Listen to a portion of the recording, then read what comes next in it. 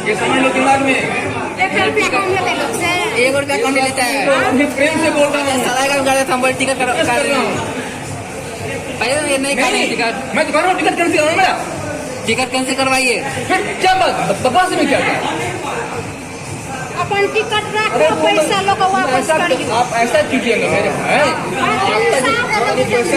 काट के दे दो, चलो वही भी करो। वो भी कर सकते हो, नहीं कर सकते हो भी। अपन जमा का सेंटर बना के रखो, वो भी करो ना। लोग का पैसा कहीं का महत्व होता है ना।